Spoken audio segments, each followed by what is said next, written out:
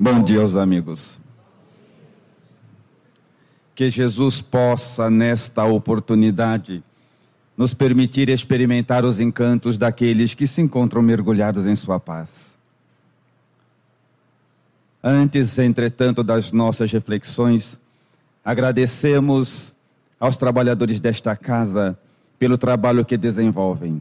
Percebemos hoje a necessidade da disseminação da boa nova urgente, pelas transformações que o mundo pede, e encontrar pessoas dedicadas a agregar outras para estabelecer reflexões acerca de Jesus. Nos dá muito prazer poder contribuir e agradecemos desde já. Assim como agradecemos a todos os companheiros que aqui se encontram, porque a renúncia das nossas demais atividades para nos convergir à casa espírita renova em nós a necessidade do amadurecimento moral que buscamos. Agradecemos também aos companheiros espirituais que nos sustentam nesta tarefa, nesse mistério, e assim renovam de esperanças a cada um de nós pelos serviços do bem. E também agradeço a minha companheira pela cumplicidade caridosa, aos compromissos que abraçamos e que sustenta o que eu imperfeitamente posso realizar. Trabalhemos.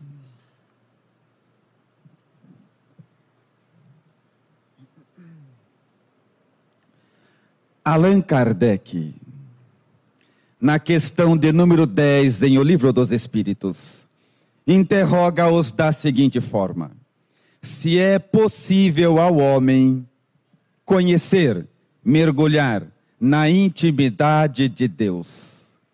Questão essa que apresenta-se novamente no livro A Gênese, em sua segunda parte, ao item 8º. E nas duas oportunidades a resposta é de igual teor.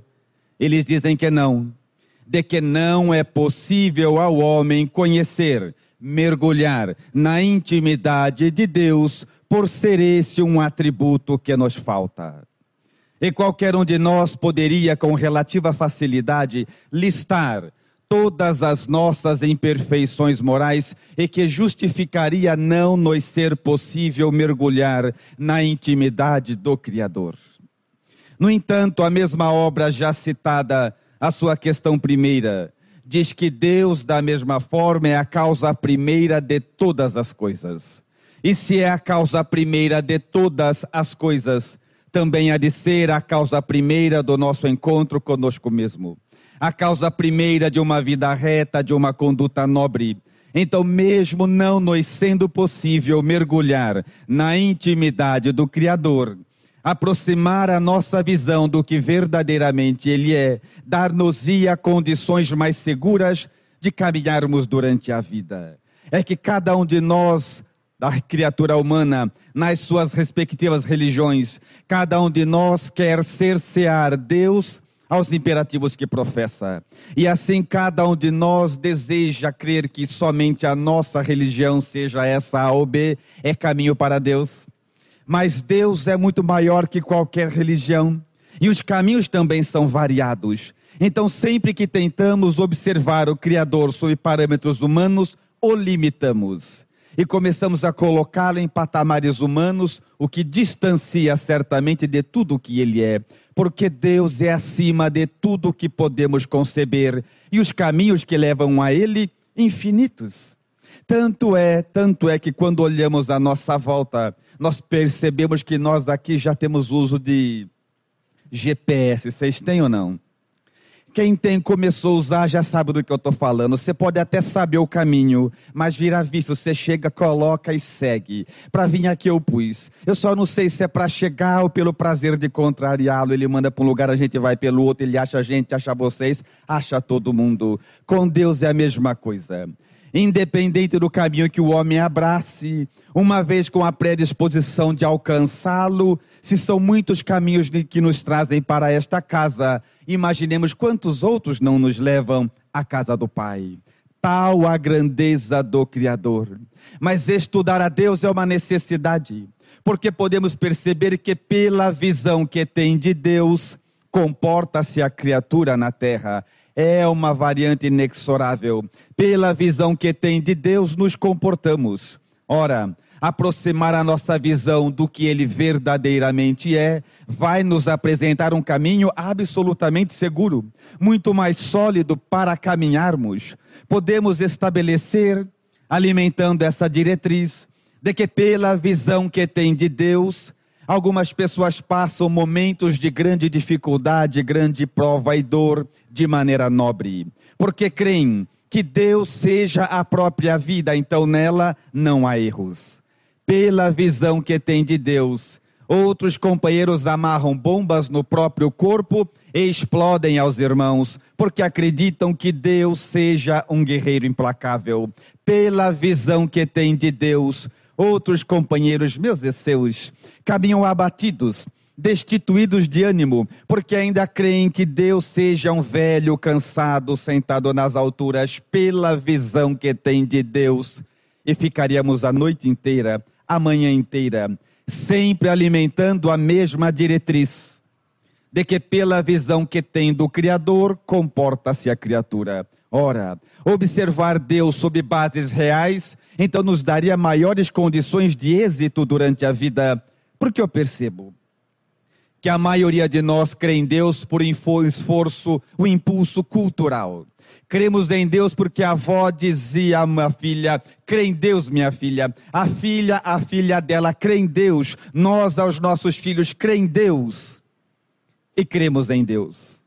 Mas quantos de nós creem em Deus porque o estudou?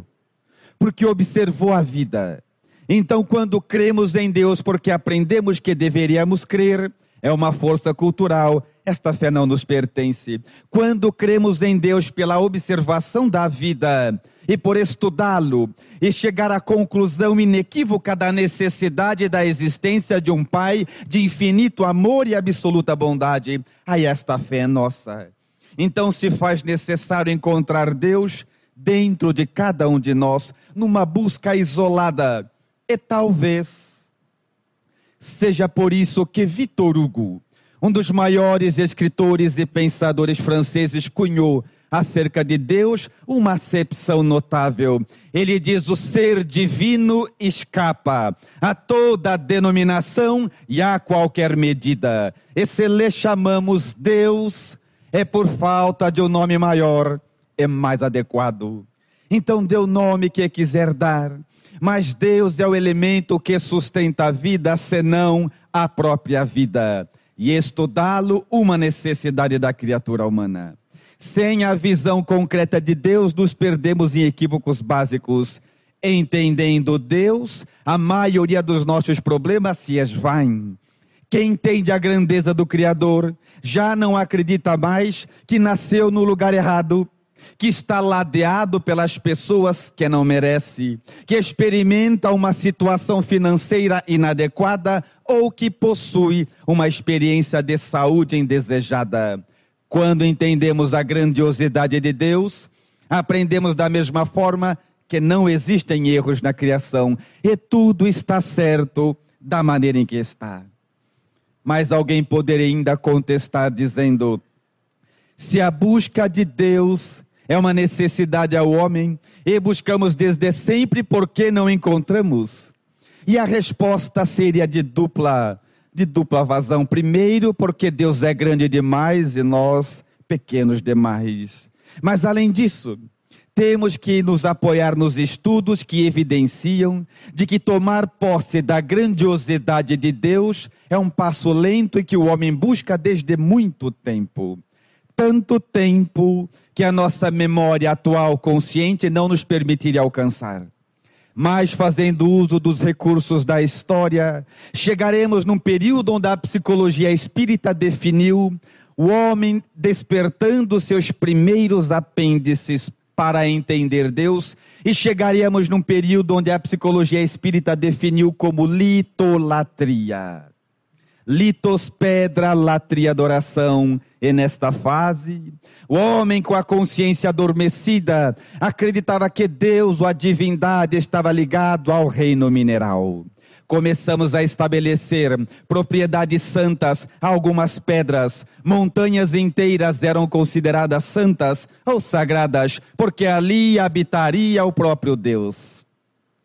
O período passou inevitavelmente devorado pela lei do progresso. Algumas heranças cultivamos até hoje, heranças atávicas, heranças inconscientes, nem sabemos que as cultivamos, não podem ser postas à luz da razão, mas trazemos dentro de nós uma herança distante, inconsciente.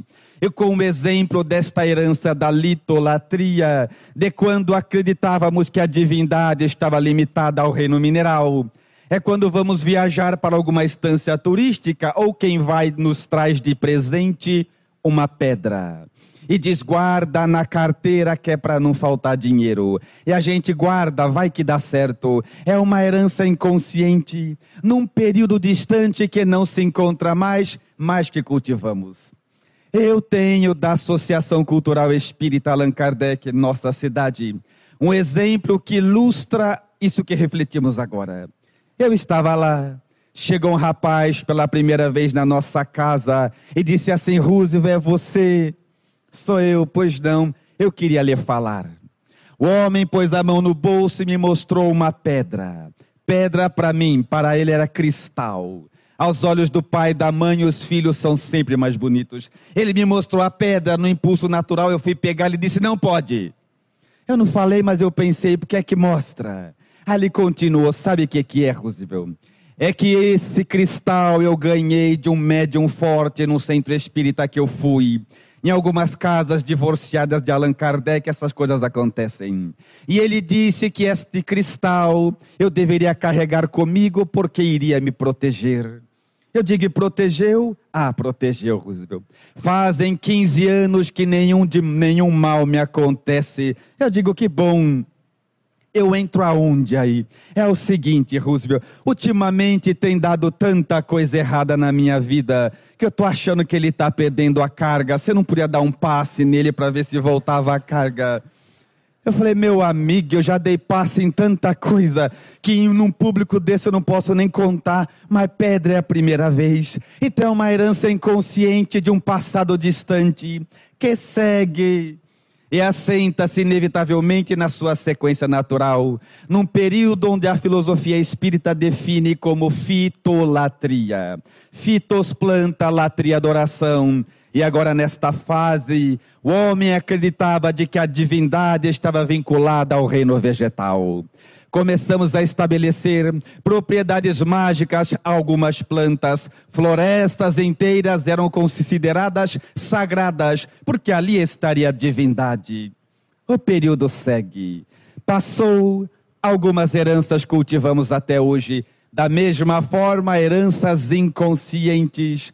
Como exemplo disso, hoje nos tornamos espíritas, frequentamos a casa espírita, indicamos a doutrina espírita, mas nos períodos de maior prova, dificuldade e dor, caminhamos desanimado pelas ruas da cidade e encontramos alguém que diz, toma um banho de 7 ervas para te abrir o caminho. A gente não conta para ninguém, mas toma o banho, vai que dá certo. É uma herança que trazemos conosco de um período distante e que ainda ecoa dentro de nós, quando não colho da Associação Cultural Nossa Casa, novo exemplo que vai em direção a esta reflexão. Eu estava lá e levaram um rapaz para conversar comigo, e esses são os piores, os que não vão, alguém leva. Levaram um rapaz, conversamos por mais ou menos 1 hora e depois de ouvi-lo, eu disse, meu irmão, o teu problema tem raízes espirituais e um tratamento na casa espírita lhe seria muito útil. O rapaz olhou para mim como quem tem a posse da situação e respondeu, espiritual. Meu problema não é. Eu disse, meu amigo, eu dediquei a minha vida a isso, acredite. O teu problema tem bases espirituais e um tratamento na casa espírita iria lhe ajudar, pode até ser, mas espiritual, meu problema não é. Aí fiquei curioso eu. Falei, mas como é que você tem tanta certeza de que o teu problema não é espiritual? E com a coragem de um pássaro diante de um gato, ele olhou para mim e respondeu, é que eu tenho o corpo fechado. Aí fiquei mais curioso ainda, porque eu tento fechar o meu há tanto tempo e não acho aonde. e olha que é só isso aqui. Falei, fechou como, meu filho? Aí ele fez um charme, jogou o cabelo assim e me mostrou um galho de arruda atrás da orelha. Eu falei, se isso aí for a tranca, teu corpo está escancarado. Então é uma herança inconsciente que não pode ser posta à luz da razão. E a situação se amplia. Quantas vezes então, viajando pelas palestras, vou à casa de alguns companheiros espíritas e, para minha surpresa, para afastar os maus espíritos, eles plantam na porta de casa a espada de São Jorge, comigo ninguém pode. Não mudamos a conduta, o espírito perturbado entra do mesmo jeito, nos atormenta do mesmo jeito e quando vai embora ainda seco, comigo ninguém pode. Então temos que entender que a vida supera essas emanações e Deus é maior que tudo isso. Seguimos e chegamos à fase seguinte, a fase da zolatria. Neste período agora, o homem convencia-se de que a divindade estava ligada ao reino animal. Começamos a estabelecer alguns animais como sagrados. Até hoje, em alguns países, eles ainda existem. Algumas outras culturas acreditavam que os mártires, os líderes, os santos renasciam como águias, botos, golfinhos, o bezerro de ouro, tão bem descrito no próprio Evangelho. O período passou. Algumas heranças cultivamos até hoje. Quando ganhamos ou compramos para dar sorte, um pé de coelho. E nem paramos para pensar que se pé de coelho desse sorte, ninguém tinha pego o coelho que tem 4. O coelho foi, mas a gente acha que para a gente vai dar sorte. E a situação se dilata. Quando frequentando a casa dos espíritas, trabalhadores, dirigentes, chegam na casa dos amigos e quando olham em cima da porta para atrair coisa boa, tem uma ferradura. E quem acha que ferradura atrai coisa boa nunca viu a vida que o cavalo leva. São heranças inconscientes, até que finalmente Allan Kardec nos oferece um Deus que não é nem coisa, nem pessoa, mas a própria vida. É a origem, a gênese e o destino da alma humana. Tão grande que constrói galáxias inteiras pelo simples exercício da sua vontade. E concebê-la a existência é muito difícil. No entanto, para entendermos Deus de maneira dilatada, 2 observações se fazem necessárias. Primeiro, observar a vida. Segundo, estudá-lo pelos caminhos apresentados pelos imortais. Mas é a busca do ter mais, conseguir mais, ganhar mais, nos impede de entender e observar a vida sobre parâmetros sólidos. Nos perdemos, cada vez queremos mais. Olhamos para o Evangelho e ele diz que bem-aventurados são os simples. Olhamos para a vida prática e não gostamos de nada que é simples. Não gostamos de casa simples, carro simples, telefone simples, marido simples, nada simples. A gente quer sempre um modelo superior, um modelo maior. Aí a vida nos escapa aos sentidos. E sem observar e contemplar a criação, nunca entenderemos o Criador. Mas para entender como a vida prática nos escapa aos olhos, eu convido os amigos a visualizarem a nossa ida a um aeroporto. Quando vamos a um aeroporto tomar de um avião ou buscar alguém que chega de viagem, chegamos lá e vemos o avião ganhar voo e ficamos encantados. Toneladas de ferro e aço ganhando ar com absoluta leveza. Nós pensamos, meu Deus, como pode isso? Quem criou isso é um gênio. E de lá para cá, vemos um pássaro voando com a mesma leveza, ainda com a propriedade de cuidar da própria prole e construir o próprio ninho. Achamos que o avião é prova da genialidade da vida. O pássaro é um acidente biológico, resultado da multiplicação natural das células, acontece.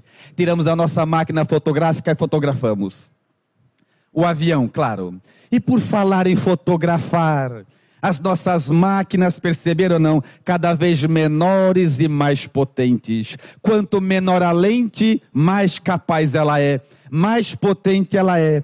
tão capazes e potentes que vasculham macro com a mesma indiferença que permeiam micro. Estão por toda parte. Qualquer telefone celular pode fotografar hoje. Essas lentes potentes se encontram em todo canto. Se bobear nesta sala aqui mesmo, tem mais lente que gente que tem dois. Então registram tudo. Em toda parte nós ficamos encantados e falamos: meu Deus, como pode essas lentes serem tão capazes e potentes? E nem percebemos que a lente por excelência é o olho humano. Porque se esta faltar, todas as outras se tornam obsoletas. Não servem para absolutamente nada. Ficamos encantados com as lentes artificiais e nem paramos para perceber que nós somos a prova de uma inteligência superior que nos edificou e edificou a vida. Mas Rio Preto é uma cidade de gente muito culta. Eu conheço só de olhar para a cara. Então viajam os grandes museus do mundo, desde São Paulo até o Louvre em Paris. E quando viajam os grandes museus do mundo, chegam lá, observam as grandes obras de arte e dizem: meu Deus, quem criou isso é um gênio. Ficamos encantados. E pobre, que se preza quando chega num lugar, começa vendo o preço. 10 milhões, 20 milhões, 30 milhões. Não entendemos o que está pintado, mas se vale tudo isso, é prova da genialidade humana. Ficamos encantados, fotografamos tudo, registramos tudo, passamos para as paisagens mais fáceis de serem compreendidas aos nossos olhos amadores, e ficamos fascinados. Nos detemos nas assinaturas Renoir, Monet, Picasso. É a vaidade humana. Fotografamos tudo e pensamos: meu Deus, quem produziu essas obras são gênios. E depois de passar a tarde toda no museu, saímos dele e ainda ao pórtico de entradas damos de cara com o pôr do sol. E o transpassamos com uma indiferença em comum. Conclusão: as cópias pintadas na parede, achamos que é prova da genialidade. O original tem todo dia mesmo, né? Dá atenção para quê? Aí voltamos para Rio Preto, e Rio Preto é uma cidade digital. Todo mundo tem internet em casa. Aí você volta, eu só não sei se isso é bom ou é ruim. Porque quando a família estava se dissolvendo, inventaram a televisão. Aí todo mundo se juntava pelo menos para assistir televisão. Hoje cada um tem a sua, vai ver onde quer. Computador está no mesmo caminho. Um para a família não basta, cada um quer o seu. Aí você chega da sua viagem, senta no seu computador e vai baixar as fotos para pôr no Facebook. Vocês têm Facebook, não tem? Quem não tem é velho, corra que dá tempo. Aí você baixa as fotos para pôr no Facebook. Até porque não tem a menor graça viajar para um lugar sofisticado se não for para mostrar para as pessoas que a gente foi. Aí você baixa as fotos, põe no Facebook. Rapidamente todo mundo fica sabendo que você foi viajar. E nós pensamos: meu Deus, quem criou essa máquina é um gênio.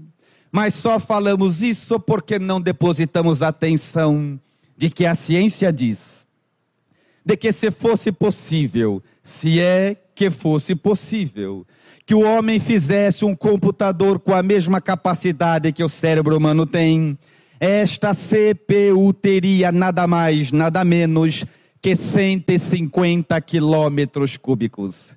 Olhamos aquele pequeno dispositivo e achamos que é prova da genialidade da vida, quando não percebemos que nós somos a prova de um Pai de infinito amor e de absoluta bondade. Nós somos a prova de que Deus existe.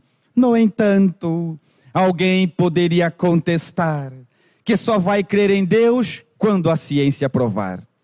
O que não tem problema nenhum. Particularmente eu creio que crer em Deus porque a ciência provou é tão equivocado quanto não crer, porque Deus é Pai. E quando alguém me diz que não crê em Deus, eu creio que falta mais inteligência do que fé, porque as evidências da sua grandeza estão por toda parte. Mas aqueles que desejam encontrar Deus pelos caminhos da ciência, também não tem problema nenhum. Várias evidências já são aceitas pela comunidade científica que apontam para a necessidade de uma inteligência superior e que registramos na nossa obra. No entanto, vamos citar apenas uma. Um material atribuído ao professor Abraham Cress Morrison, presidente da Academia de Ciências de Nova York, que não acreditava em Deus, mas motivado pelos seus estudos pessoais, passou a crer. E escreveu um texto de beleza irretocável, as razões pelas quais um cientista pode crer em Deus. E ele começa nos dando uma lição notável através das suas palavras, dizendo: creio em Deus pela inteligência da natureza. Observemos a vida, e em toda parte existe a assinatura de uma criatura superior. Creio em Deus pela inteligência dos instintos e dá, a título de exemplo, nosso salmão. Conhece salmão? Peixe. O salmão nada contra a correnteza para reproduzir nas águas calmas, porque sabe que ali é o adequado. E se o homem interfere, tira o salmão de lá, ele atrasa a própria biologia até que venha reproduzir somente no lugar adequado. Quem ensinou o salmão, diz o professor, creio em Deus por causa disso. E a título de exemplo, chega até o nosso João de Barro, que sobe numa árvore, levanta o bico para cima e já sabe em que direção vão soprar os ventos no inverno seguinte. E constrói a sua casa com a porta virada ao lado contrário de onde soprarão os ventos. E se ele errar, perde toda a prole. E nunca se achou uma casa de João de Barro com a porta virada ao lado contrário, só para matar de inveja o pessoal da meteorologia que não acerta nunca. Creio em Deus, diz o professor, por causa disso. Que pai é esse que deixa e agrega tecnologia sofisticada a elementos simples da criação para lhes perpetuar a espécie? E ele prossegue dizendo de algumas plantas.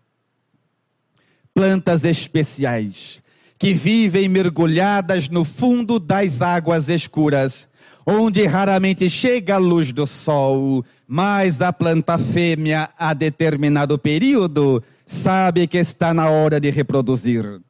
Solta um pedúnculo que vai se desenrolando e abre uma flor na flor da água. A planta macho, sem nenhum contato com a planta fêmea, também sabe que está na hora de reproduzir. Novamente nos dando inveja, porque dentro da mesma casa muita gente não se comunica, mas a planta macho sabe. Solta o seu pedúnculo que segue em direção à matiz da água. E ambas as plantas fazem isso no período em que os ventos sopram. O vento leva o pólen da planta macho, a planta fêmea recolhe em outra parte do pântano e vai reproduzir-se no fundo das águas escuras. Creio em Deus, diz o professor, por causa disso. Que pai é esse que agrega tecnologia sofisticada em tudo que cria?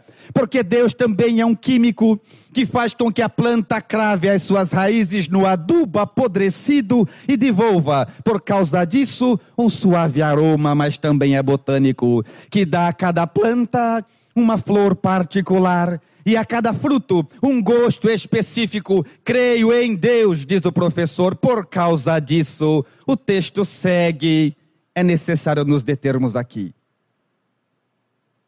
Porque para falarmos de Deus, mesmo palidamente, pela escassez do tempo, é necessário também tocarmos numa outra vertente. Deus é Pai e fala individualmente a cada um de nós. Então, se alguém questionasse para que serve toda essa inteligência, toda essa tecnologia, a resposta seria para atingir o seu coração. Você é o objetivo de toda esta grandiosidade, porque o reino de Deus é construção divina no coração do homem. Mas para entendermos isso na prática, novamente convido os amigos a me acompanharem na reflexão de um diálogo de beleza enriquecedora entre Jesus e Simão Pedro, onde Jesus olha para Simão, ele diz: Simão, tu me amas? Sim, Senhor, claro que te amo. Então cuida das minhas ovelhas. Alguns minutos se passam. Jesus olha para Simão e ele diz: Simão, tu me amas? Claro que te amo, Senhor. Morreria por ti se fosse necessário. Então cuida das minhas ovelhas. Mais alguns minutos se passam. Jesus olha para Simão e ele diz: Simão, tu me amas? Dá um frio na espinha de Simão. O que eu não estou entendendo? Claro que te amo, Senhor. Então cuida das minhas ovelhas. Passam-se alguns dias, poucos dias. Jesus é morto. Na verdade, assassinado. Vocês estudiosos em doutrina espírita que são, sabem. Mas o fato que nos chama a atenção é que enquanto Jesus é levado ao Calvário de dor naquela tarde que até hoje nos dá vergonha, uma pessoa cruza o caminho de Simão e ele diz: não é tu que segue aquele homem? Nunca ouvi. Logo mais à frente, um outro companheiro diz: não é tu que acompanhava o Nazareno? Não sei de que se trata. E logo mais à frente: não é tu que acompanhava agora o crucificado? Ignoro.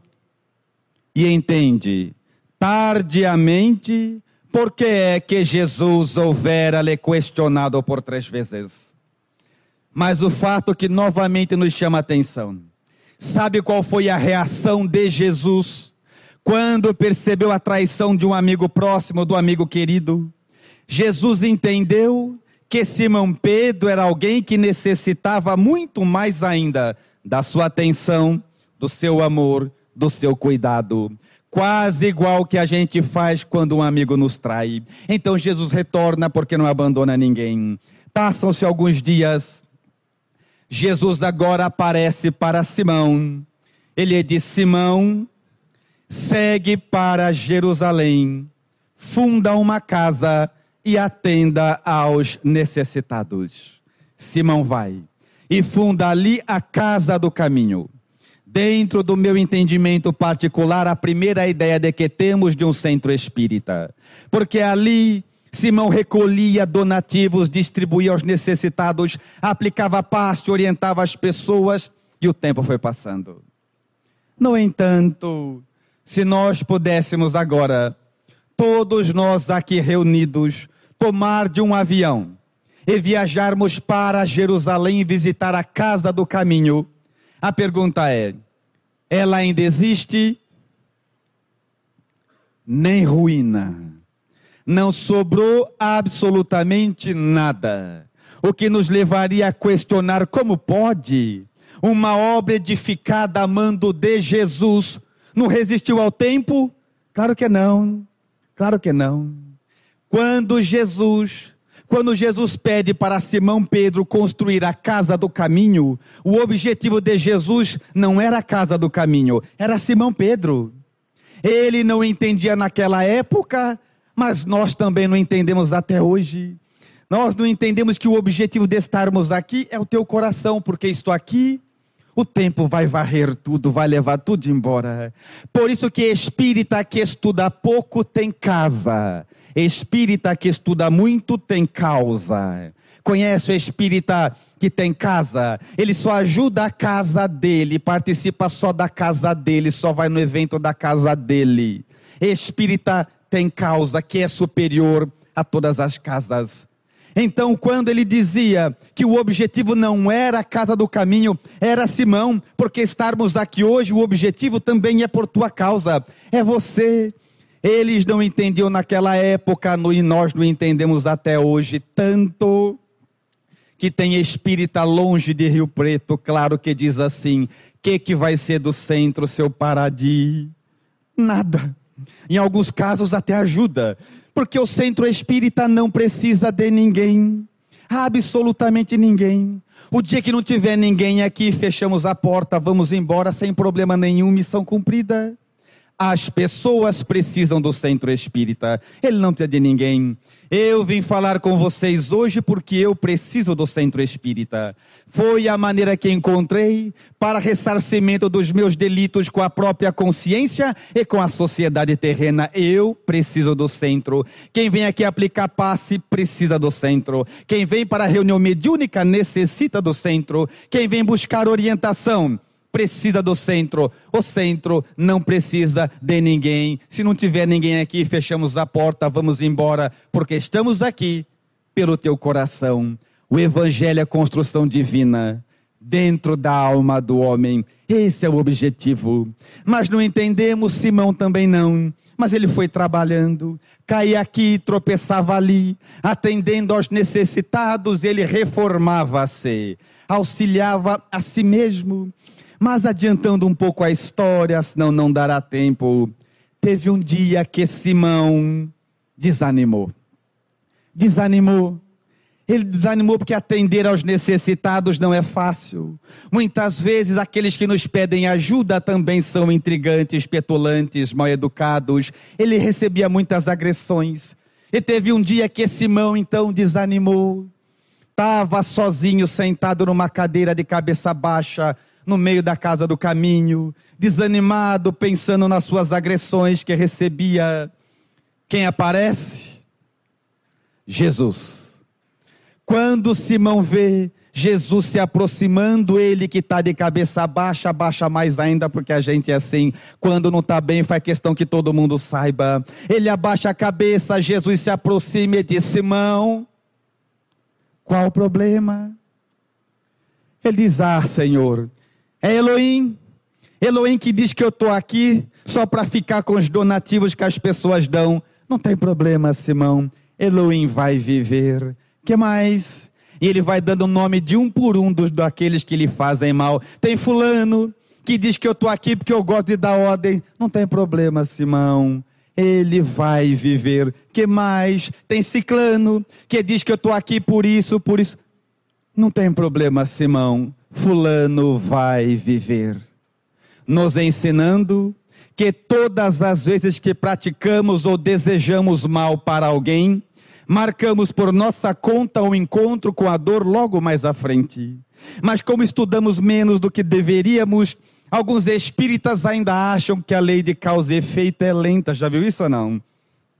Já viram espírita dizer: a lei de Deus tarda, mas não falha. Já viu isso? Espírita, nem tarda, nem falha, é imediata.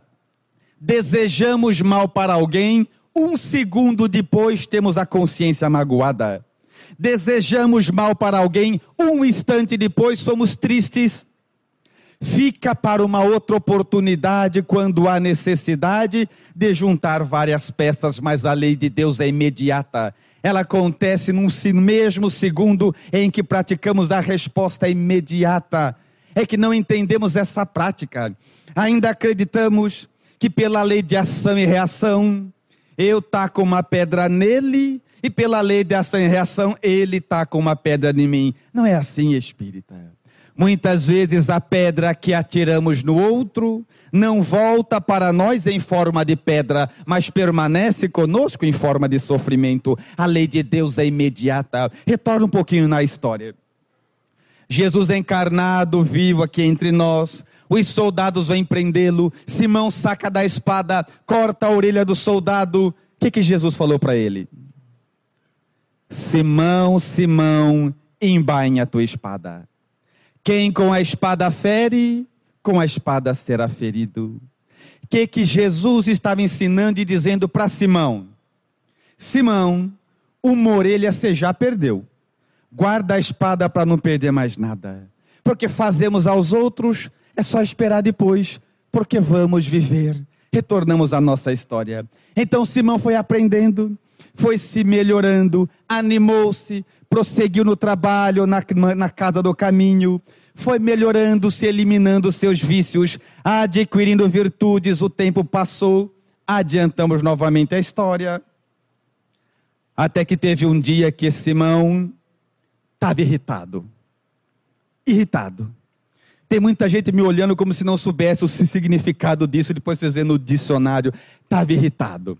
Estava irritado. Entrou na casa do caminho. Ele acostumado a atender até a última pessoa. Aquele dia ele entrou irritado, fechou a porta e falou: por hoje chega. Hoje não tem alimento, tratamento, conversa, orientação, passe. Por hoje chega, volta amanhã. Estava irritado. Entra, fecha a porta da casa do caminho. Começa a preparar a sua última refeição do dia. Começa a preparar os seus apetrechos, finalizar o seu dia. Mas os aflitos também são petulantes. E um aflito motivado pela própria aflição resolve abrir a porta da casa da mansão do caminho, da casa